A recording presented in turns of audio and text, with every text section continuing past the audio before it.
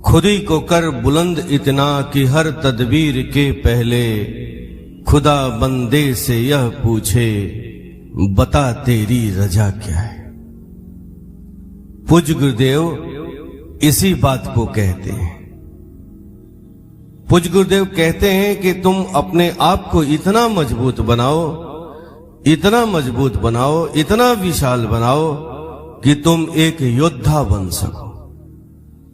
तुम्हें एक योद्धा बनना है, क्योंकि एक योद्धा ही युद्ध कर सकता है।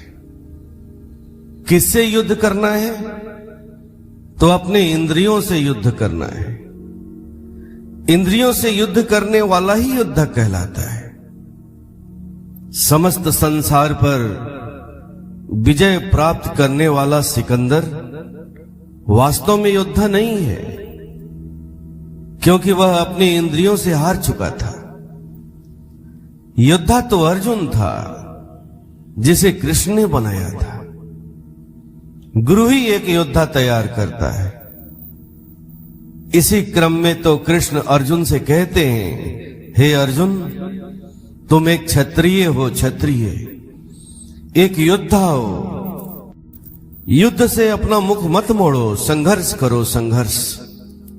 अगर हार भी गए तो स्वर्ग की प्राप्ति होगी, और अगर जीत गए तो महामहिम ब्रह्म को प्राप्त करोगे। एक योद्धा ही महामहिम ब्रह्म को प्राप्त कर सकता है, क्योंकि वही अपने इंद्रियों से लड़ सकता है, अपनी वासनाओं से लड़ सकता है, अपनी अवस्थाओं से लड़ सकता है। हम अपने वासनाओं के गुलाम हैं, हम अवस्थाओं के गुलाम हैं। अब हमें इन्हें अपना गुलाम बनाना है, इन्हें मिटाना नहीं है, क्योंकि अगर इन्हें मिटा दिए तो काम कौन करेगा? काम तो हमेशा गुलाम ही करता है ना। ऐसे में इन्हें गुलाम बनाना ही होगा, इन्हें परास्त करना होगा।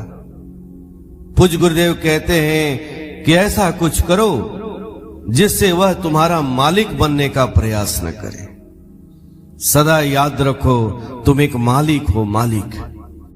तुम उस महामहिम ब्रह्म के पुत्र हो। तुम अपने वासनाओं के गुलाम बनकर के भिखारियों की तरह क्यों जीना चाहते हो? मालिक बनने के लिए तुम्हें साधना करनी होगी। याद रखो, साधना करना ही तुम्हारा कर्म है। गुरु दीक्षा देकर जो रास्ता दिखाया है वही तुम्हारा कर्म है। ऐसा नहीं है कि किसानी करके या नौकरी करके खा रहे हो वही कर्म है। यह काम तो पशु भी करते हैं। कोई ऐसा जीव है जो बिना मेहनत किए खाता हो? इसलिए तुम अपने अहम की पगड़ी मत बांधो कि तुम कर्म करके खा रहे हो। कर्म तो वो है जो तुम्हारे लिए एक सद्गुरु निर्धारित करता है, जैसे कृष्ण ने अर्जुन के लिए किया था। यही कर्म तुम्हें विजेता बनाता है, महावीर बनाता है, बजरंग बनाता है, हनुमान बनाता है। इस तरह गुरु द्वारा दी गई शक्ति ही तुम्हें योद्धा बनाएगी, जिससे तुम अपने वासनाओं को गुलाम बना पाओगे। ये काम, ये क्रोध, ये लोभ, ये मोह, ये मद को काटना नहीं है, त्यागना नहीं है, इनकी हत्या नहीं करनी है, बल्कि इन्हें गुलाम बना करके इनका मालिक बनना है, मालिक, क्योंकि इनसे काम कराना है। इसीलिए तुम्हें एक योद्धा बनना है, योद्धा। ऐसे योद्धाओं का, ऐसे महापुरुषों का कार्य संचालन ब्रह्म करते हैं, ब्रह्म महामहिम करते हैं। वह उनके सारथी बन जाते हैं, उनके सारे कार्यों का नियंत्रण अपने हाथों में ले लेते हैं। वह पूछते हैं कि बेटा तुम्हें क्या चाहिए, और फौरन उसे पूरा भी कर देते हैं। आपका सारा काम स्वतः होते चला जाता है। ये वेद का कथन है। परम पूज्य गुरु महाराज साहब इसे ही अपने भाषा में कहते हैं, खुदी को कर बुलंद इतना कि हर तदबीर के पहले खुदा बंदे से यह पूछे बता तेरी रजा क्या है। यह खुदी का मतलब अपने मैं से है, स्वयं से है। अपनी आत्मा से।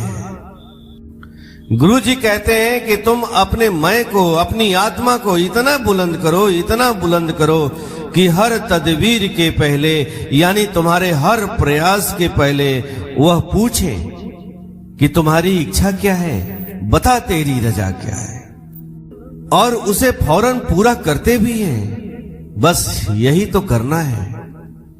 परम पूज्य कहते हैं कि इसी के लिए तुम्हें बुलंद बनना है, बुलंद बनना है, ताकि वो तुम्हारी इच्छाओं को जानने के लिए मजबूर हो जाए।